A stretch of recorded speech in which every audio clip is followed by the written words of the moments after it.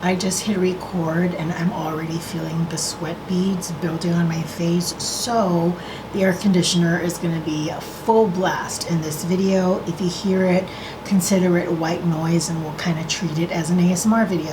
Hey guys, hope you all have been well. Welcome back to my channel.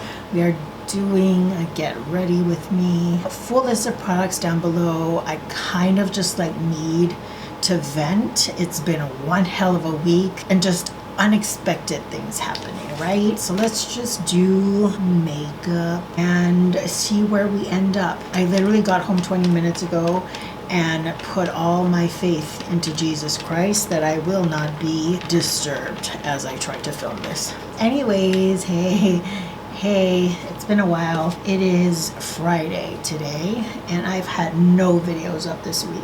The week started off pretty normal, so I planned videos out. I was gonna do a Tuesday film, Wednesday upload, and then try for a Friday today. Let's just say Tuesday wasn't very successful. And then Wednesday, Thursday, and today, I mean, don't even bother. Let's start with a glitch in the matrix though. This happened earlier in the week where Mcgrath was having a sale. Guys, quick, 25% off. But there was a glitch in the matrix. And if you had an account, I believe that was the only difference. If you had logged in and you had used, what was the code? I mean, if you did that, you could have gotten 50% off. I snagged my stuff up. The issue is I haven't gotten a confirmation for shipment just yet, and I'm crossing my fingers they're not going to cancel my order. I had ordered 2 lip liners, 2 concealers, 2 blushes, the eye thing intensifies, I think, and then I got a foundation. All those 8, and I had only spent $140. I hear some people had their packages shipped out, so I'm hopeful, but still mine hasn't shipped, and so I can't get comfortable, Oh, something interesting happened today though. I don't know what you call it. It's they sell donuts, they sell empanadas, and it's just local food, just to grab and go. So I go inside and I'm waiting my turn. I'm about 4th in line. When it was my turn, I had told the cashier what I wanted, and she had given me a look, Miss Annabelle. She actually said my last name, but I'm yes. And she mentions her son, who was in my class in the 4th grade. He is a senior. He's graduating this year. Either I see them as grown-ups or teenagers. I just remember them at that 9-10-year-old age and the memories that I have of them as children. When she had mentioned her son, and I remember who he was, sometimes it gets a little foggy because after a while you just have so many students, but I remembered him. He was such a cute kid, always smiling, and very well-mannered. Brought a smile to my face. Teaching is not easy. I can only imagine what it was like during this pandemic debacle that we still are going through. And I just wish we can get it to a much better place, a healthier place for students and teachers to thrive in. Teachers are leaving the profession in droves. I want to be here for the kids, but I just feel no one else is here for me. One of the things that I hated so much about teaching is how much we tested these kids. Now, I remember being a kid and being tested, but not to the extent that I was testing at my school. They're testing these children to death, and it really upsets me. And I mean, at the end of the day, who do you blame? Because the reason why these kids are getting tested is for funding. Do this, and then this will happen. And then on this day, we've got to take this test because, results. Brings me to another point. We were teaching something about economics, which is one of the things that I have to teach as a 4th grade teacher. In no benchmark does it say you have to teach about how taxes work, or you have to teach the structure of writing a check. But I did teach my kids that, because guess what? They may not see it on the SAT 10 at the end of the year, but when they graduate from high school, get into the real world, they're going to have to know how a check functions and how taxes work. And again, my kids wanted to know this. If they are intrigued, if there's some inquiries going up in here, little question marks, I like to entertain it.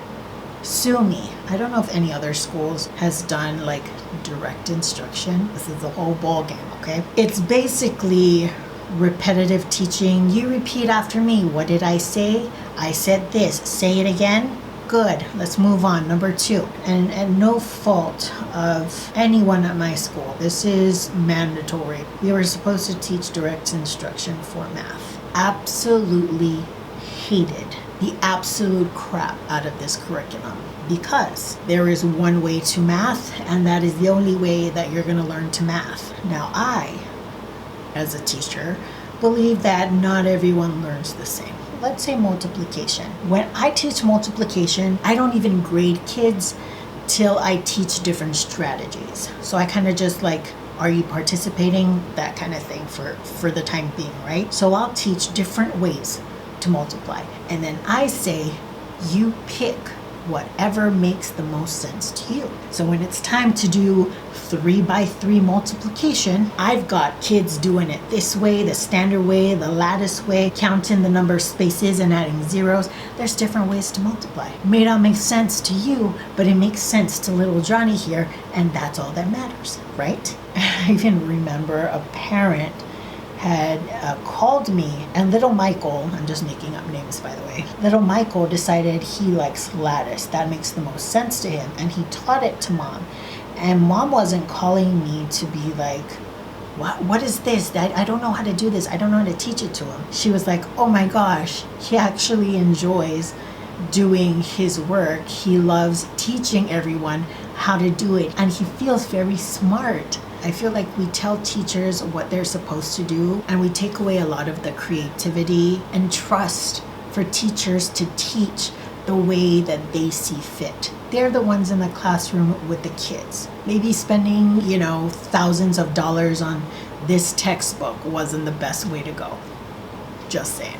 But on a different note, my dress for my brother's wedding came in. I got it from Azazi. Thank God.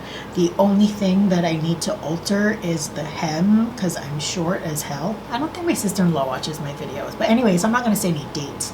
But as the maid of honor, I'm in charge of the bachelorette party. Guys, I have never been in a wedding party, period. I have no idea what the hell I'm supposed to do.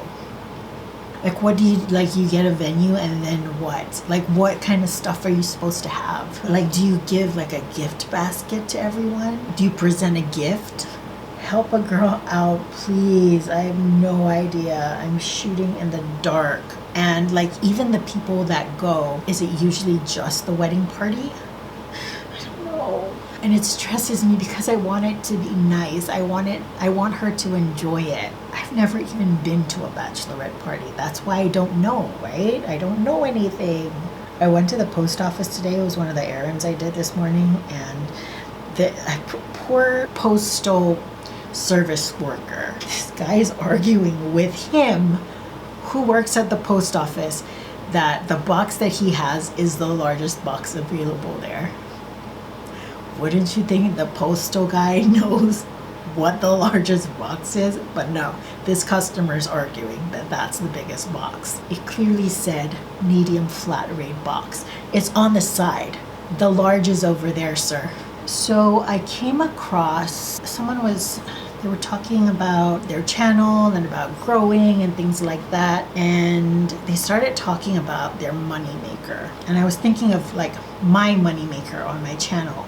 What brings in the most audience? And those things happen to be matte content, any matte content that I do, as well as blush related videos. Usually if I incorporate cheek swatches. And it got me like in a little bit of a pickle because I love doing MAC videos. I feel the most comfortable like speaking on a whim about how I feel about a product, how it compares to other things. I feel confident in it, but I don't have the collection that I used to have, and I don't want to buy all of that just to make MAC content, but it also feels like it makes sense to do it because of how much more content I can create. Like if I had the blush collection I used to have or the lipstick collection I used to have, can you imagine, or lip liners, can you imagine the kind of content I can create? Like I can do so many MAC things, but I've gotten rid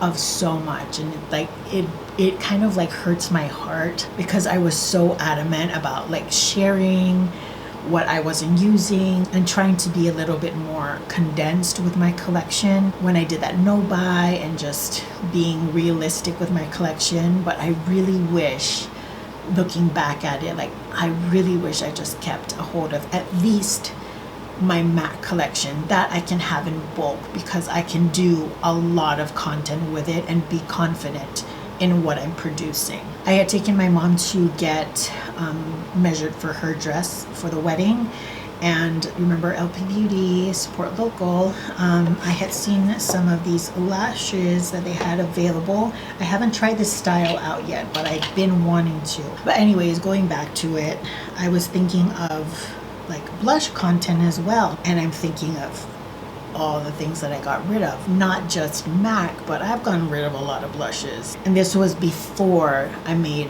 the promise to myself that I can at least have a lot of blushes. Everything else I'm content with, but those two things really hurt me because I feel like I've probably gotten rid of the most, and most especially with MAC, I've gotten rid of the most products from that brand. And it's not even like so much about money, because I mean, for me at least, because I don't make a lot of money on YouTube, let's be real. But in terms of what does well with the number of views and people who watch and like the videos, I mean, it's usually my MAC and my blush videos. So when I think of everything that I've gotten rid of, it's like, the possibilities would have been like endless, especially my MAC blushes. Like, can you imagine the kind of content I can do if I had all of my MAC blushes? Hey guys, I'm gonna say it.